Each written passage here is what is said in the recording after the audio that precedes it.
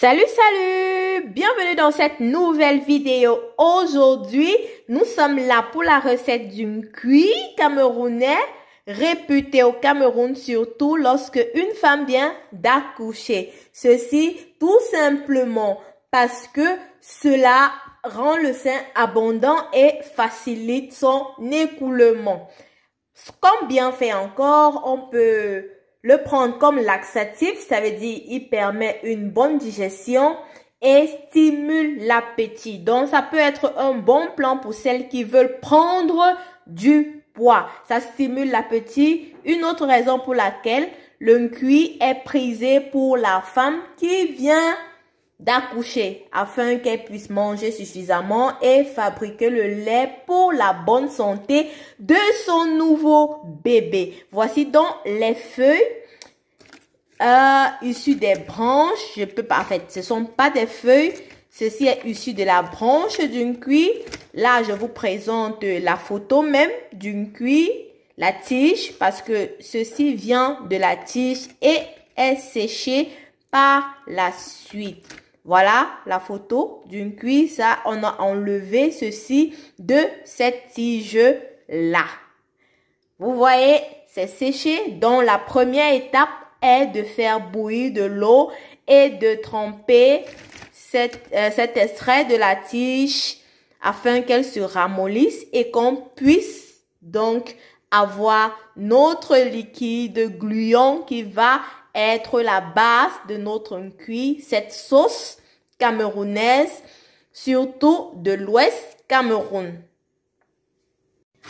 Alors, je vais utiliser juste une poignée comme ça et notez que c'est séché. Donc, quand elles seront ramollies, on pourra avoir vraiment une très bonne quantité. Et vous pouvez même réutiliser si vous voulez. Vous remettez dans un plastique et vous congélez. Comme ceci. Bon, je vais ajouter encore un tout petit peu comme ça. Maintenant, je dois chauffer de l'eau. Je dois bouillir de l'eau et mettre à l'intérieur pour que cela se ramollisse. Vous pouvez écouter l'eau bouillir. J'ai mis de l'eau dans la bouilloire. Et je voulais aussi vous dire que cette plante est utilisée aussi pour les cheveux. Hier, la clé de Germy a publié une vidéo pour les boucles. Les boucles étaient super jolies, faites avec du cuir. Donc, j'avais oublié parmi les bienfaits, le cuir aussi, c'est pour les cheveux. La clé de Germy a fait une vidéo dessus et j'ai trouvé vraiment le résultat très beau. Ça fait vraiment les boucles. Donc, vous pouvez y passer la clé de Germy. De le chiffre. La clé de Germy. Alors, quand je vais rajouter de l'eau bouillante, cela sera plus manipulable et puis tout va rentrer dedans. Pas de souci à se faire. Mon eau est portée à ébullition et puis je mets sur la plante, sur les plantes séchées.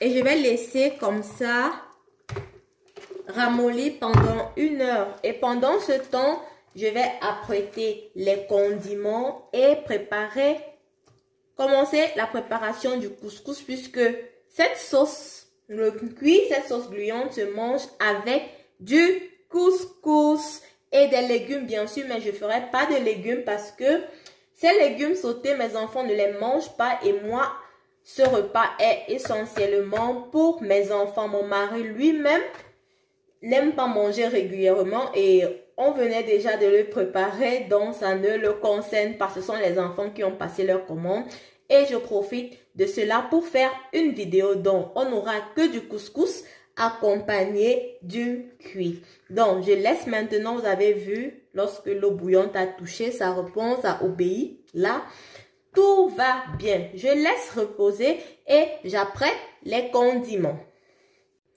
Voilà, pendant que les tiges d'une cuit se ramollissent, maintenant on passe à la préparation des condiments. Malheureusement ou heureusement, ici en Europe, on obtient juste les condiments déjà mélangés qui viennent comme ceci. Moi, c'est ma maman qui me les envoie. Les condiments sont déjà mélangés et même au Cameroun, Au marché, on retrouve ce mélange déjà fait. Et même si vous ne connaissez pas exactement quels condiments sont utilisés pour préparer la sauce gluante, notre cuit, les mamans se font un plaisir au marché de vous les composer. Donc, il n'y a aucune difficulté. Soit vous prenez déjà mélangé, soit elles vous montrent chaque condiment. Il y a environ 8 condiments, je crois. Je ne connais pas tout par nom parce que c'est d'abord difficile à prononcer. Je sais qu'on utilise les fruits du lep, l'écorce du lep, le gachou et le lepka. Lepka, je crois que c'est comme ça que ça se dit. Il y a aussi le piment sec, il y a encore d'autres condiments, le tsefe, je crois. Le tsefe, oui, je crois que c'est quelque chose comme ça. C'est un peu difficile de prononciation. Le djipt, voilà. Il y a, je crois, environ 8 condiments. 8 condiments, donc ce n'est pas un problème. Vous pouvez même acheter dans les afro-shops en Europe ou en Amérique. En fait, en Occident, on les retrouve dans les afro-shops. Il y a les boutiques qui les vendent en ligne. Donc, ça n'a aucune difficulté. Moi, je les ai déjà mélangés comme ceci. Et comme en Afrique, on ne mesure jamais, on ne pèse pas. On fait avec l'œil. J'ai l'habitude de préparer, donc ceci est suffisant. Sinon, le cuit aura trop de condiments et c'est pas aussi trop bon. Et je précise que la quantité ne sera pas aussi grande. Donc là, vous voyez. Voilà. Je vais mettre comme ça et mettre un tout petit peu d'eau. Je vais aussi utiliser le kanwang, le sel gemme. Un peu de kanwang pour donner cette belle couleur. Beaucoup ne le savent pas. Le kanwang qu'on utilise une toute petite quantité, ça donne une belle couleur au cuit. Donc, mais je vais les tremper à part. Je mets tout juste un peu d'eau ici et je mets aussi dans du sel gemme. Tout de suite. Voici ce que j'appelle le sel gemme, le kanwang. Mais ceci est gros. Je n'ai pas besoin de gros. Je vais juste écraser et prendre une cuillère à café. Une cuillère à café suffit largement pour notre préparation. Voilà ma cuillère à café de sel gemme, le kanwang. Au Cameroun, on appelle ça le kanwang. Donc, comme ça. Et je vais mettre un tout petit peu d'eau dans les deux. Voilà, j'ai pris de l'eau chaude au robinet, de l'eau chaude. Mais un tout petit peu et un tout petit peu de l'eau chaude dans les deux. Vous voyez là.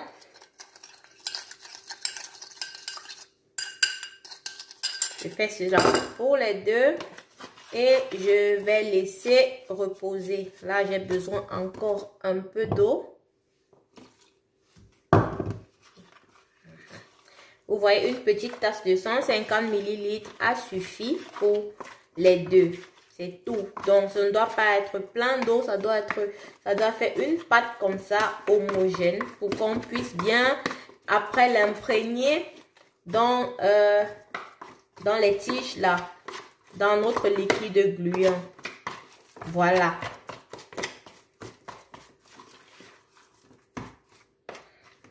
Quand même, c'est un peu trop solide, donc je devrais ajouter un tout petit peu d'eau. La première tasse, elle n'était pas pleine. Et là, je vais rajouter encore un tout petit peu. Peut-être j'en ai rajouté beaucoup, mais c'est pas grave. Voilà. C'est bon. Là, c'est bon, c'est bon, c'est bon. Vous voyez, une pâte homogène comme ceci.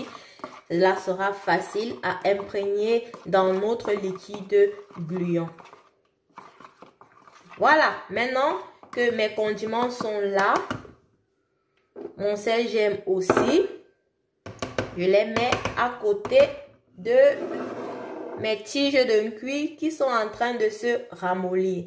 Si c'est pour une femme qui vient d'accoucher, il est conseillé de faire le couscous à la dernière minute parce qu'on aime chaud On aime quand le couscous est vraiment brûlant. Comme ça, les mamans disent que ça enlève le reste de mauvais sang de l'accouchement dans le ventre. Donc, le couscous est vraiment la dernière des choses à faire lorsque notre cuisse c'est pour une femme qui vient d'accoucher. Mais aujourd'hui, c'est pour les enfants. De toute façon, ils peuvent pas manger très brûlant. Donc, en attendant que les feuilles d'un cuit se ramollissent, je vais préparer le couscous. Et j'ai déjà montré, j'ai déjà donné les bonnes astuces pour avoir un bon couscous dans ma vidéo de sauce gombo. J'avais déjà fait tout dernièrement. Vous pouvez passer, vous allez voir là dans les vidéos précédentes. J'ai fait le couscous sauce gombo. J'ai montré en détail comment je le fais ici. Je le fais à base de graisse. Donc, vous allez juste...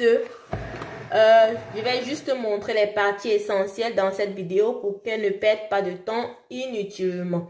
Donc, j'utilise pour mon couscous du grits parce que je n'ai pas la farine en tant que le couscous de maïs. Parce qu'au Cameroun, on utilise le couscous de maïs. Mais ici, j'utilise le grits. Tout simplement, sans aucune fantaisie. C'est ça que je vais préparer. Le temps que les feuilles d'un cuit se ramollissent, pas les feuilles, la tige, une partie de la tige d'un cuit se ramollisse. Je vais faire le couscous, c'est pour les enfants, donc c'est pas pour une femme qui vient d'accoucher. Comme ça, lorsque je finirai le cuit, le couscous sera déjà à une température que les enfants apprécieront. Voilà, j'ai mis l'eau du couscous à bouillir.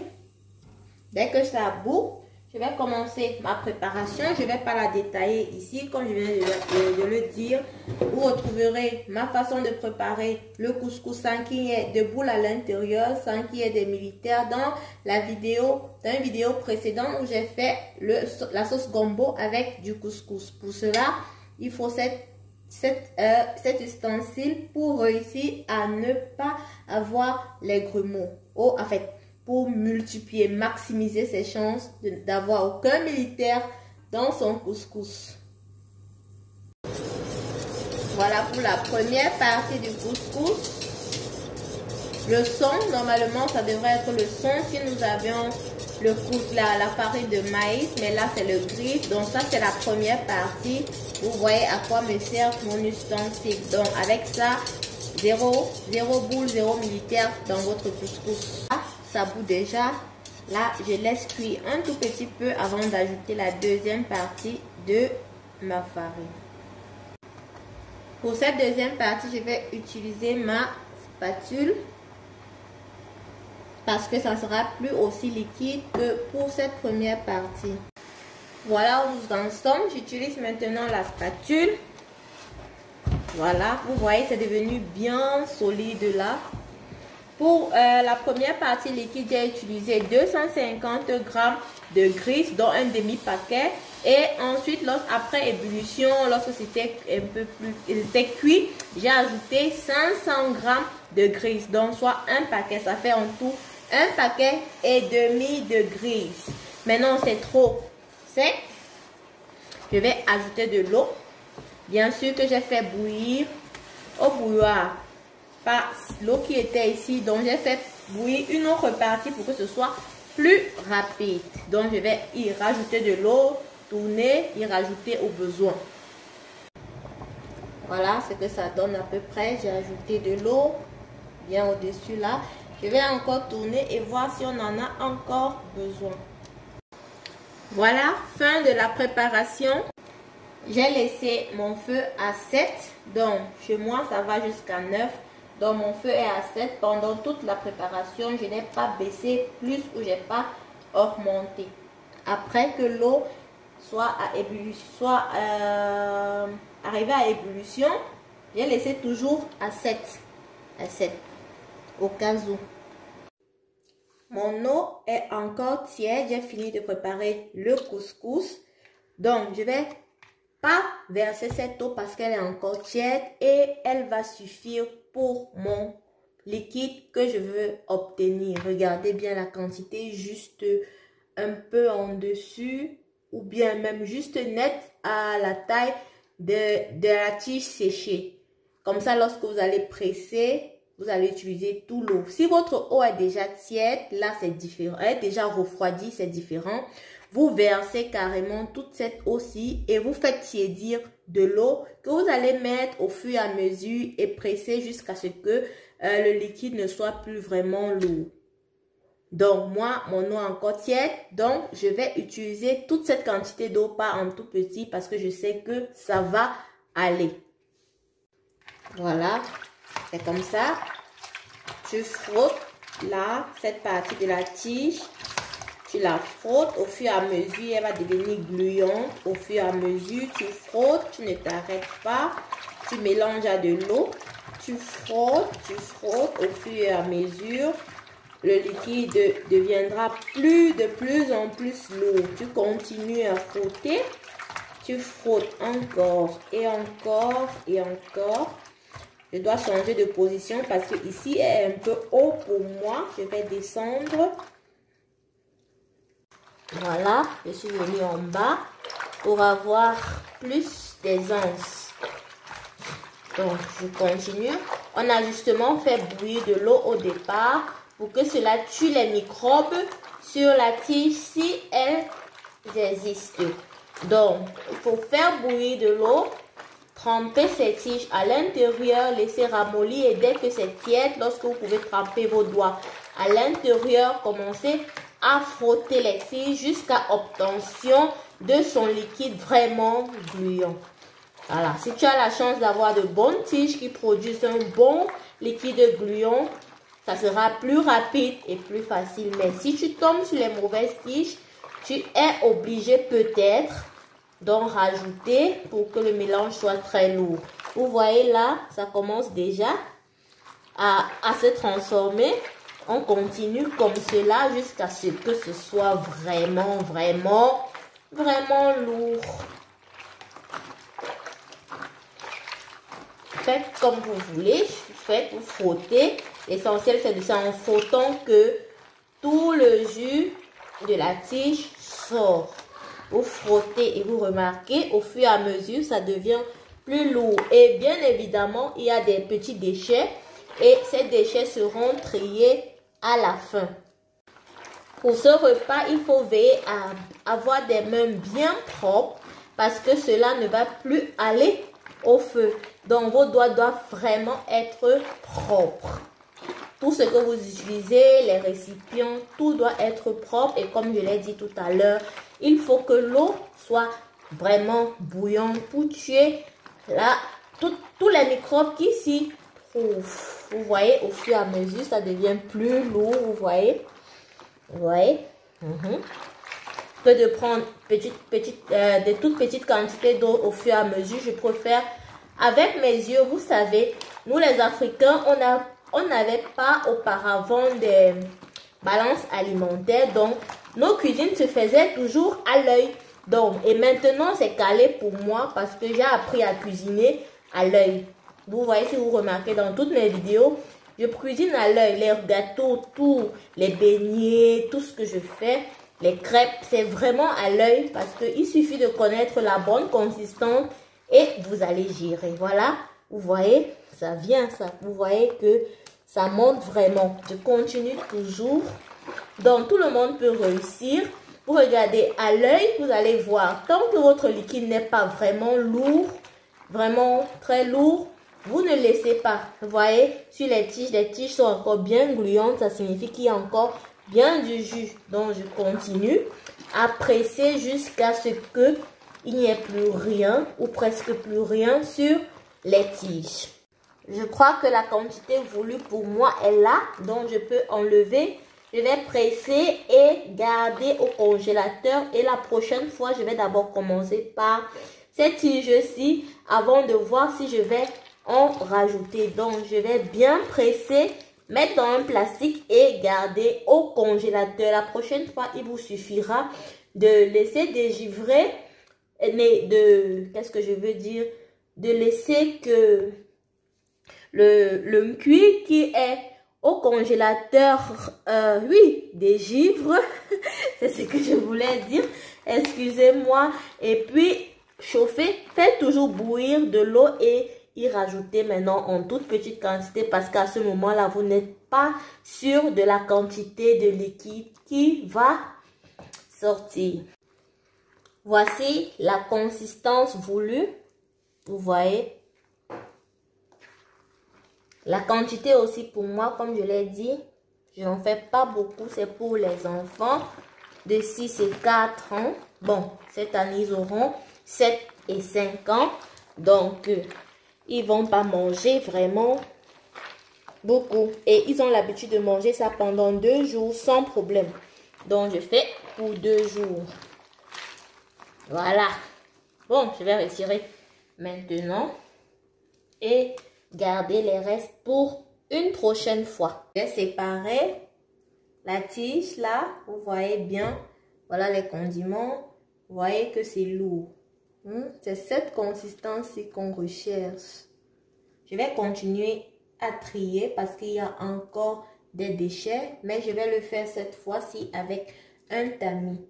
Tamiser, il faut, pour manipuler ce liquide, ça doit se faire vraiment délicatement parce que une fois que ça commence à se verser, tout le liquide s'en va. Donc, ça suit. Donc, il faut manipuler avec toute la précaution du monde. Donc, je vais trier encore avec du tamis jusqu'à ce qu'il n'y ait plus ces déchets-là.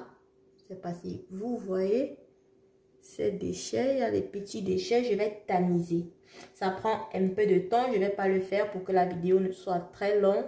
Je vais le faire en dehors de la vidéo. Peut-être je vais vous montrer les déchets dans le tamis. Pour trier, j'ai besoin d'une deuxième bassine et de ce tamis.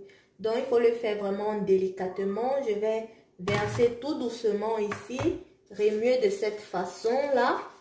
Et ça va s'écouler. Les déchets resteront ici dans ce tamis. Il faut prendre des trous petits. Parce que si vous prenez la passoire, ça ne va pas vous aider. Il faut prendre un tamis qui a des tout petits trous. C'est pourquoi ça prend du temps parce que les trous sont petits et il faut vraiment le faire doucement parce que c'est lourd. Ça ne va pas couler d'un seul coup. Il va falloir accompagner jusqu'à ce que on obtienne notre cuit très propre. Voilà, tout délicatement, je rajoute. Et une fois obtenu une première, je fais doucement parce que tout peut se retrouver ici. Donc, je mets tout doucement, tout doucement. Ok. J'ai eu cette quantité. Vous voyez, ça ne s'écoule pas tout seul. C'est pourquoi ça prend du temps. Vous pouvez aussi trier la saleté juste avec vos doigts, hein, si vous le désirez. Si vous pouvez vraiment éliminer tous les déchets ou bien la majorité. Avec vos doigts, ça va passer aussi, donc tout un à un là. Mais moi, je trouve cette méthode un peu plus pratique. Ça ne prend pas aussi tellement de temps. Mais on va y arriver. Vous voyez là déjà, il y a beaucoup plus de déchets dans cette partie-ci. Et là, c'est nickel. Voici le dernier tour. Cela m'a pris au total environ 12 minutes, 12 à 15 minutes hein, pour trier tout ceci. Vous voyez là, c'est pas toute la saleté qu'elle contenait. Voici le reste, voilà les autres. C'est beaucoup. Donc, voilà, j'ai trié. Je peux laisser comme ceci parce que là, la saleté a déjà bloqué le fond. Voilà, nous arrivons déjà presque à la fin de la préparation. Il faut liker la vidéo, la partager, laisser votre avis en commentaire. Connaissez-vous ce repas? Êtes-vous du Cameroun? De quel pays avez-vous suivi cette vidéo? J'ai pris le sel. J'allais oublier, on a besoin du sel. Et si vous consommez du piment, vous utilisez le piment en poudre. Cela se vend également dans les Afro Shops si vous en avez besoin. Cette recette, elle est parfaitement vegan, c'est-à-dire il n'y a pas de lait, pas de produits laitiers, aucun dérivé animal n'est contenu dans ce repas. Pas de viande, pas d'œufs, rien du tout, pas de poisson, rien du tout. Donc, elle est aussi parfaitement adaptée à un régime amaigrissant parce qu'il n'y a aucune matière grasse à l'intérieur. Pas d'huile, pas de produits laitiers, rien du tout. Donc, vous pouvez faire cette recette et la consommer dans votre processus minceur. Je vais commencer par remuer mes condiments. Je les remue. Là, je vais aussi y rajouter directement du sel à l'intérieur pour que ça puisse fondre. Comme je vous l'ai dit, nous sommes en train de cuisiner juste avec les yeux. C'est ça la propriété d'une africaine. Tout simplement parce qu'on n'a pas grandi avec les balances alimentaires.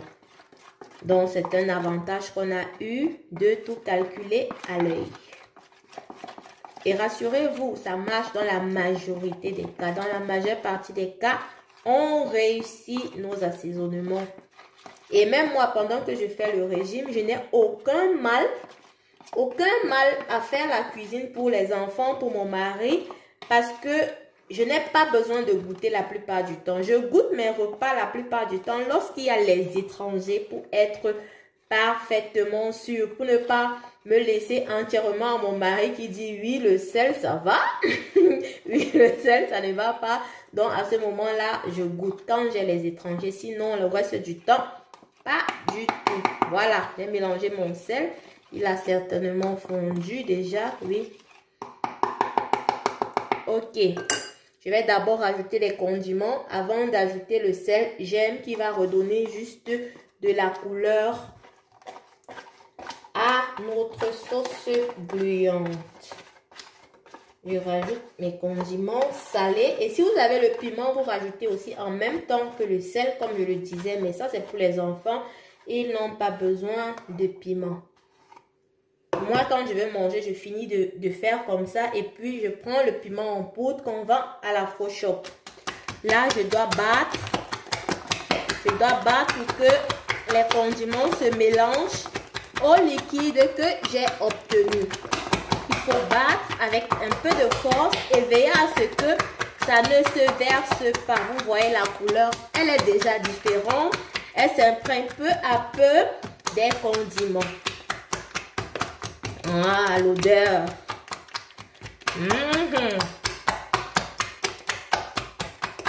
Il faut battre jusqu'à ce que on ne voie plus les condiments. Tout doit être mélangé. Tout doit être mélangé. Si le récipient ne vous correspond pas, si vous ne pouvez pas battre, si votre quantité de cuit est assez, vous prenez encore un récipient plus grand et plus creux. Là, vous aurez plus de facilité à battre. Plus de facilité. Et je crois que je vais même prendre un récipient plus creux, une marmite pour continuer la recette. Finalement, je vais continuer dans ce récipient. C'est pas quand même, ça peut pas se verser. Je me fais confiance en fait. En fait, j'espère que rien ne va se passer. Voilà. J'espère.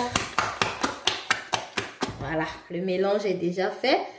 C'est autour du sel gemme, du kanwan. Je le remue là, bien.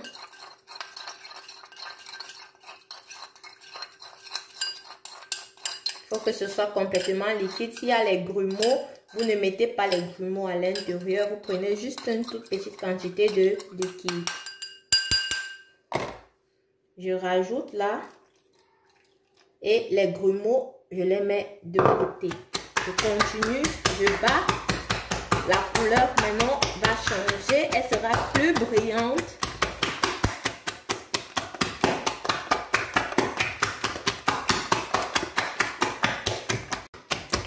Voilà. On peut observer que c'est devenu plus brillant. Plus brillant. Bien battre. Et comme je l'ai dit, changer de récipient si nécessaire afin de bien battre. Voilà mon cuit. Prêt à être mangé avec du couscous.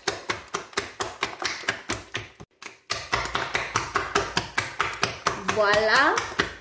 notre cuir Made in Cameroun, Ouest Cameroun, une spécialité de l'Ouest Cameroun, prisée pour les femmes qui viennent d'accoucher parce que cela stimule la montée de lait et facilite son écoulement. Donc la plupart du temps, vous allez retrouver cette recette chez des femmes qui viennent d'accoucher. On peut aussi utiliser cette recette comme laxatif parce que ça améliore très bien la digestion. C'est aussi un repas vegan et un repas adapté à ceux qui se trouvent en plein processus de perte de poids